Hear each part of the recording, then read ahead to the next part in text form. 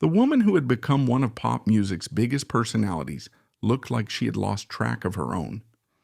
Katy Perry sat across from Jimmy Fallon in Studio 6B, her signature vibrant energy somehow hollow, as if the colorful pop star persona that had made her famous was a costume she could no longer take off. They'd been playing Identity Crisis, a Tonight Show game where celebrities discuss the relationship between their public personas and private selves. For Katy, it had become a search for someone who might no longer exist. "Katy, here's a fascinating question," Jimmy had said with his usual warmth, though there was obvious curiosity in his voice. "You've had this incredible career transformation from Katheryn Hudson to Katy Perry, from Christian music to pop superstardom. When you look in the mirror now, who do you see looking back?" The question should have been an opportunity for Katy to celebrate her journey and artistic evolution. Here was a woman who had successfully reinvented herself, who had created one of music's most recognizable brands. This should have been a moment of reflection on growth and creative courage. Instead, Jimmy watched as one of pop's most confident performers began to quietly unravel. "Jimmy," Katy said, her voice missing its usual playful confidence, "that's exactly the problem. I honestly don't know anymore. I look in the mirror and I see Katy Perry, but I can't remember who Katheryn Hudson was before I created her." The studio fell silent, sensing that whatever was coming would reveal something profound about the cost of total artistic transformation. "It's like I became so good at being Katy Perry that I forgot I was supposed to be playing a character," she continued, her voice carrying a weight that surprised everyone. "Somewhere along the way, the performance became my reality, and my reality disappeared." The confession hung in the studio air like an admission that success could erase the very person who achieved it. The audience, expecting typical Katy Perry energy and empowerment, instead found themselves witnessing something much more vulnerable. Their pop star admitting she was lost inside her own creation. Jimmy felt his entertainment instincts immediately give way to concern. "What do you mean your reality disappeared?" Katy looked down at her hands, hands that had gestured through countless performances as her pop persona, hands that had signed autographs in a name that wasn't the one she was born with. And when she looked back up, her eyes carried something that devastated her: confusion about her own identity. "I mean, I can't tell where Katy Perry ends and Katheryn Hudson begins," she said, her voice becoming smaller, more uncertain. "I know how Katy Perry would respond to any situation. She's bold, she's confident, she's always on. But if you asked me how Katheryn would respond, I'd have no idea, because I haven't been her in over a decade." The cameras continued rolling, but everyone in Studio 6B understood they were witnessing something unprecedented. One of pop music's most manufactured personas, revealing the human cost of that manufacturing process. Jimmy made a decision that would define this moment.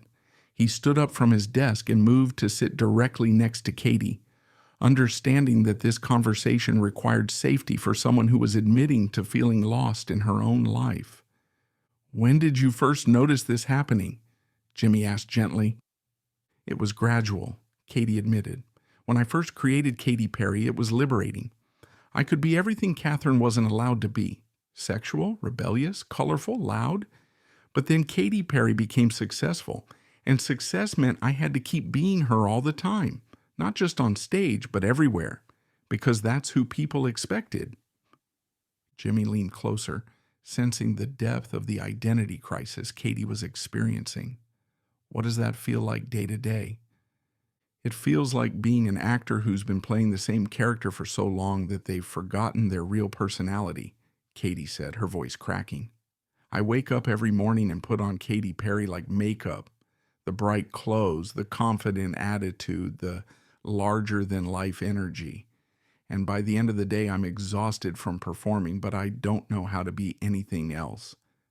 The audience was completely silent. many beginning to understand how stardom could become its own form of identity prison. Last year, I was going through a difficult time, a breakup, family issues, normal human problems. But Katy Perry doesn't have problems like that. She's strong and empowered. So I found myself trying to process my pain as Katy Perry, turning it into empowerment anthems instead of just grieving like a normal person. She looked out at the audience. I couldn't even be sad authentically because I'd trained myself to only access emotions through my pop persona. I was performing my own heartbreak for an audience of one, myself. Jimmy felt his heart break for the woman sitting next to him. That must be incredibly isolating. It is, Katy said simply, because when you've been performing yourself for so long, you forget what your actual self feels like. I know what makes Katy Perry happy, what makes her angry, what inspires her. But Katheryn, I have no idea what she likes, what she needs, what she dreams about when nobody's watching. Jimmy was quiet for a moment, absorbing the weight of what Katy was sharing. What do you think Katheryn was like before Katy Perry? Katy looked genuinely surprised by the question, as if no one had asked her to remember her pre-fame self in years. She was quieter, Katy said, searching through buried memories. She loved music more spiritually, more personally. She was introspective, thoughtful, sensitive in ways Katy Perry never gets to be. She was curious about life, not just success.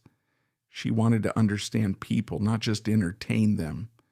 Those things sound beautiful, Jimmy said softly. What happened to her? I buried her, Katy admitted, and the honesty in her voice was devastating. Because Katheryn Hudson wasn't marketable, she wasn't bold enough, confident enough, entertaining enough for the music industry. So I created Katy Perry to be everything she wasn't. But instead of it being a collaboration between them, Katy Perry just took over. Jimmy reached over and placed a supportive hand on her shoulder. What if Katheryn is still there? What if she's just been waiting for permission to exist alongside Katy Perry? For the first time in the conversation, Katy's eyes showed something other than confusion. I never thought of it that way. I've been thinking it was Katheryn or Katy Perry, but maybe it could be both. What would that look like? Jimmy asked. I don't know, Katy said, and for the first time that uncertainty felt hopeful rather than frightening. Maybe it would mean letting myself be quiet sometimes. Maybe it would mean making music that's more personal, less calculated. Maybe it would mean having conversations like this one, where I'm not trying to be entertaining or inspiring, just real. Jimmy turned to address the audience. How many people in here love Katy Perry for her music and entertainment? Many hands went up. And how many would love to meet Katheryn Hudson, the person behind the persona? Even more hands shot up, and the applause was warm and genuine. Jimmy turned back to Katy. You see that? People don't just love the performance. They love the person brave enough to give that performance. And they'd love to know her too. Katy looked out at the response, and something in her expression began to change. The confusion was still there, but it was being joined by something else. Possibility. You know what's crazy? Katy said, addressing the cameras directly. I spent so many years trying to be someone worthy of love and success that I forgot I was already someone before I started trying. Maybe the goal isn't to choose between Katheryn and Katy Perry. Maybe it's to let them meet each other. Her voice grew stronger as she continued. Maybe Katheryn can teach Katy Perry how to be real, and Katy Perry can teach Katheryn how to be brave. Maybe they can be a team instead of one consuming the other. She paused, looking directly into the camera. To anyone watching who feels lost in their own success or trapped in an image they created, maybe we can experiment with introducing our real selves to our performed selves. Maybe we can find out what happens when we stop performing our identities and start integrating them. The studio erupted in applause, but it wasn't typical pop star applause. It was recognition, support for someone choosing authenticity over entertainment value. How does it feel to talk about Katheryn for the first time in years? Jimmy asked. Scary and exciting, Katy admitted honestly. Like I just remembered I have a best friend I'd forgotten about, someone who's been waiting patiently for me to remember she exists. Jimmy stood up and embraced Katy. Not a show business hug, but a real moment of human support and recognition.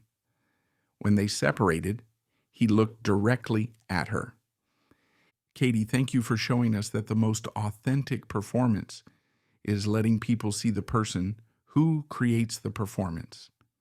Thank you for helping me remember that I don't have to choose between who I was and who I became, Katy replied. Thank you for reminding me that integration is more powerful than elimination. 6 months later, Katy began working with a therapist specializing in identity integration and started incorporating more personal elements into her music while allowing Katheryn to exist alongside Katy Perry. The segment became one of the most shared pieces about celebrity identity and authentic self-expression. Identity researchers credited Katy with advancing conversations about persona transformation costs. Jimmy later said the conversation changed how he thought about authenticity. Katy taught me that the goal isn't to become someone else, but to become the fullest version of yourself. Katy continued being a pop superstar, but now Katheryn had a voice in the creative process. She learned her audience didn't need a perfect persona. They needed a whole person. The woman who had lost herself in her own creation finally learned that the most powerful art came from integrating all the identities within her into something beautifully, authentically complex.